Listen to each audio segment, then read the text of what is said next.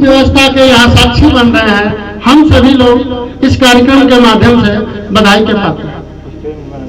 आपको बताएं, ये कार्यक्रम आज पूरे देश में विभिन्न जगहों पर स्कूलों, कॉलेजों, राजनीतिक पार्टियों के माध्यम से मनाया जा रहा है। हमारे देश में शिक्षा सर्वोपरि है किसी भी व्यक्ति के व्यक्तित्व के विकास के लिए। अपने देश में शिक्षा एक तो बड़ी मांगी है, फिर भी एक विश्वविद्यालय, जवाहरलाल नेहरू विश्वविद्यालय, वहां पर अभी भी शिक्षा सस्ती है। यदि आप में काबिलियत है वहां पर पहुंचने का, तो एक आप अच्छी शिक्षा प्राप्त कर सकते हैं। आज सावित्रीबाई फुले के जन्म दिवस पर वहां के कुलपति ने कार्यक्रम रखा है और सरकार से मांग किया है कि सावित्रीबाई फुले का जन्म दिवस 3 जनवरी को महिला दिवस के रूप में भारत में मनाया जाए। ये बहुत ही एक बड़ी उपलब्धि है।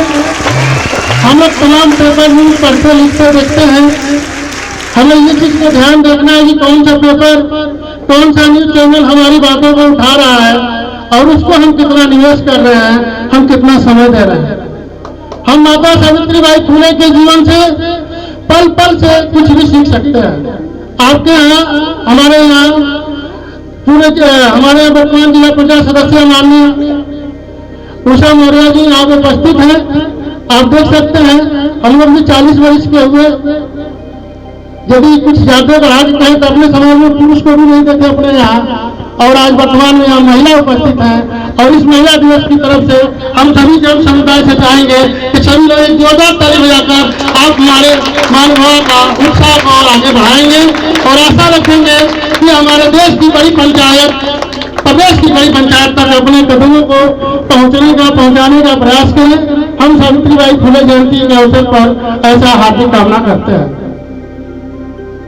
आज हम सभी लोग तरह तरह के सुविधाएं प्राप्त हैं, जिसमें सबसे बड़ी सुविधा आपका पढ़ने का है।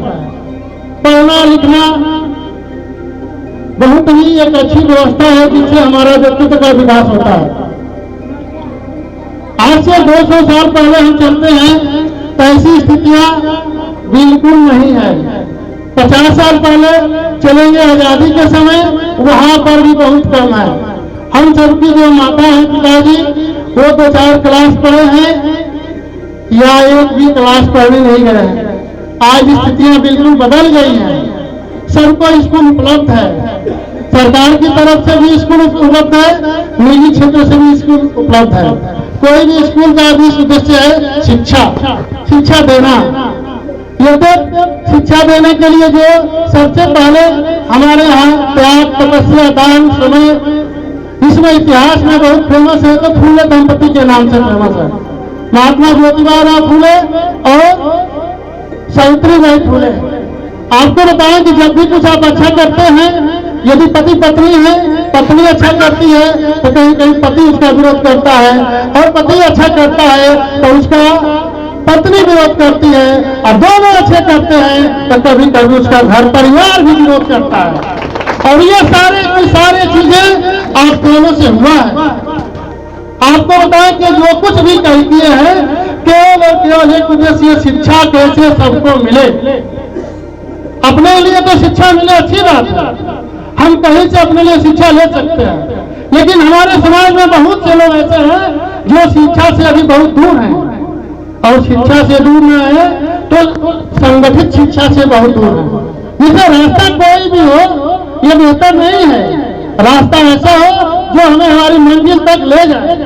तथागत गौतम बुद्ध कहते हैं, मैं मुक्तिदाता नहीं हूं, मार्गदाता हूं, चलना तुम ही को होगा। लेकिन समझिए, इन्होंने रास्ता दिखाया। वहां पर पढ़ने लिखने की तो बात छोड़िए, जो पढ़ाई की बात कर देता था उसको समाज से बहिष्कार था, समाज से बहिष्कार, घर परिवार से बहिष्कार। आप एक दिन थोड़ा सा कहीं भाग जाइए गुस्सा करके, आपको पता चलेगा 12 घंटे बाद बड़ी जोर की भूख लगेगी और तुरंत आप कहीं कहीं अपने ठिकाना देखने लगे। फूले दंपति को उनके परिवार ने अपने घर से बाहर निकाल दिया। फिर भी ये लोग समझते थे कि शिक्षा क्या है और क्या इससे हम प्राप्त कर सकते हैं। इन्होंने अपना संघर्ष जारी रखा। आजकल देख रहे हैं अक्सर हम सबकी शादी 20, 22, 21, गवर्नमेंट भी कह रही है कि 21 के बाद शादी हो। अभी हम लोग छोटे थे तो कहानियां सुनते थे कि लड़का लड़की गोदे में सुतल बा, उनके ब्याह हो गए, उन्होंने को पता न चल उनके ब्याह हो गए। आज स्थितियां बदली है। इन स्थितियों को बदलने में यदि किसी का योगदान है तो निसंकोच फूले दंपति का है। आपको बताएं, एक राम प्रसाद बिस्मिल जी हैं, जो बच्चे बेसिक क्लास में पढ़ते होंगे, उन्होंने लिखा है कि मेरी माता जी 11 वर्षों में उनकी शादी हो गई और उनकी पढ़ाई लिखाई सारी उनकी ससुराल में ही हुई। ये कहानी बिल्कुल सावित्रीबाई फूले की नहीं है। उनकी भी शादी से पहले उनकी पढ़ाई लिखाई प्रारंभ ही नहीं हुआ। ज्योतिबा फूले जैसा उनको पति मिला, जो उनको पढ़ाया, उनके साथ कदमों कदमों में साथ चलकर चला और उनको पढ़ा लिखा कर एक महिला अध्यापक बनाया। हम किताब पढ़ाते हैं जूनियर का, उसमें स्पष्ट शब्दों में लिखा है कि हमारे देश भारत की पहली प्रशिक्षित महिला अध्यापक कोई है तो वो माता सावित्रीबाई फूले।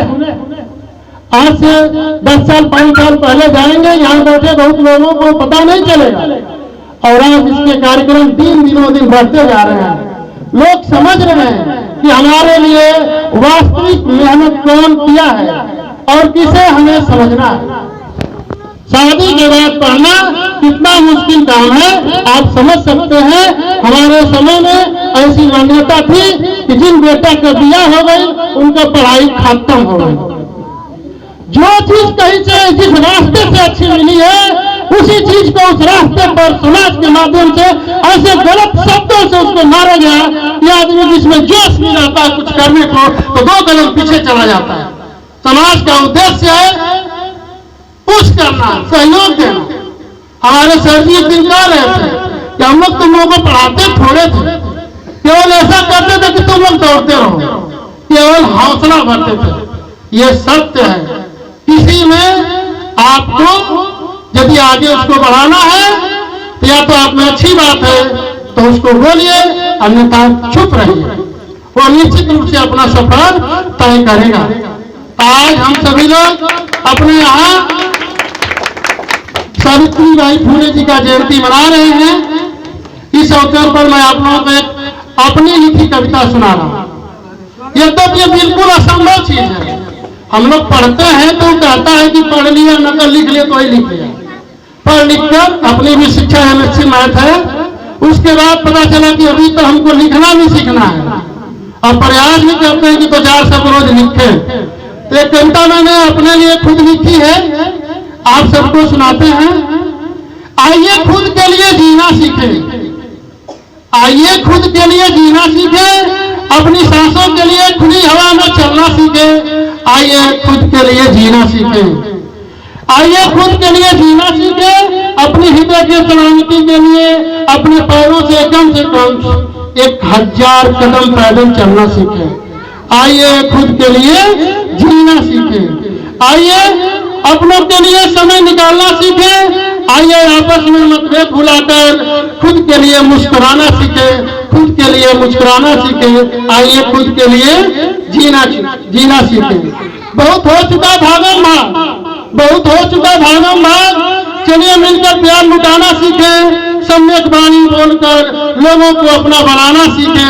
आइए खुद के लिए जीना सीखे, आइए खुद के लिए जीना सीखे।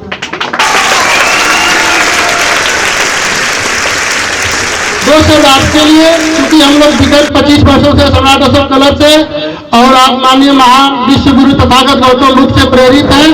तथागत गौतम बुद्ध ने कहा है सब में क्षमता है, केवल अवसर की तलाश है। यदि हम आप सबको अवसर बेहतर कर दें तो कोई भी तारा सूरज चमक जाएगा, सूरज चमक जाएगा। उन्हीं में 2 शब्द कवि ने लिखा है न कोई मददगार जग में, है न कोई मददगार जग में, नाथ खुद का बनना तुम्हें है। याद चाहे तू जिससे भी कर ले, पार नदिया के जाना तुम्हें है। हो अंधेरा घना रहा मुश्किल, राह दिखता भले न तुम्हें हो, पतने जितने भी कांटे लगे हो, राह पर पाँव रखना तुम्हें है, राह पर पाँव रखना तुम्हें है। नमो बुद्धाय, धन्यवाद, जय भारत। बहुत शुक्रिया, बहुत धन्यवाद।